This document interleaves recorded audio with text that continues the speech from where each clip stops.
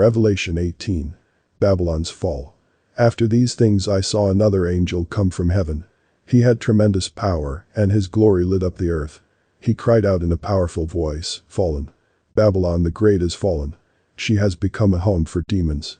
She is a prison for every evil spirit, every unclean bird, and every unclean and hated beast. All the nations fell because of the wine of her sexual sins. The kings of the earth had sex with her. Her luxurious wealth has made the merchants of the earth rich."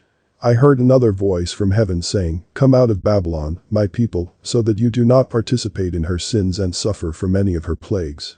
Her sins are piled as high as heaven, and God has remembered her crimes. Do to her what she has done. Give her twice as much as she gave. Serve her a drink in her own cup twice as large as the drink she served others. She gave herself glory and luxury. Now give her just as much torture and misery. She says to herself, 'I'm a queen on a throne, not a widow. I'll never be miserable.' For this reason her plagues of death, misery, and starvation will come in a single day. She will be burned up in a fire, because the Lord God, who judges her, is powerful. The kings of the earth who had sex with her and lived in luxury with her will cry and mourn over her when they see the smoke rise from her raging fire.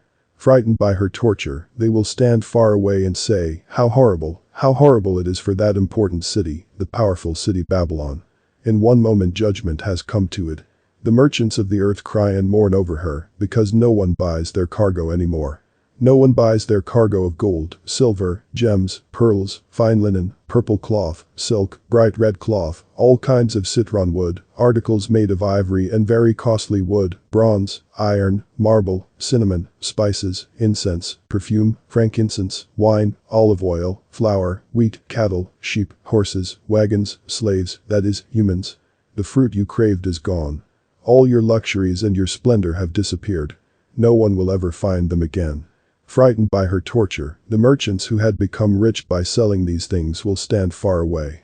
They will cry and mourn, saying, how horrible for that important city which was wearing fine linen, purple clothes, bright red clothes, gold jewelry, gems, and pearls. In one moment all this wealth has been destroyed. Every ship's captain, everyone who traveled by ship, sailors, and everyone who made their living from the sea stood far away. When they saw the smoke rise from her raging fire, they repeatedly cried out, was there ever a city as important as this? Then they threw dust on their heads and shouted while crying and mourning, how horrible for that important city. Everyone who had a ship at sea grew rich because of that city's high prices. In one moment it has been destroyed. Gloat over it, heaven, God's people, apostles, and prophets. God has condemned it for you. Then a powerful angel picked up a stone that was like a large millstone. He threw it into the sea and said, the important city Babylon will be thrown down with the same force. It will never be found again. The sound of harpists, musicians, flutists, and trumpeters will never be heard in it again. A skilled craftsman regardless of the type of craft will never be found in it again. The sound of a millstone will never be heard in it again. Light from lamps will never shine in it again. Voices of brides and grooms will never be heard in it again. Its merchants were the important people of the world because all the nations were deceived by its witchcraft. The blood of prophets, God's people, and everyone who had been murdered on earth was found in it.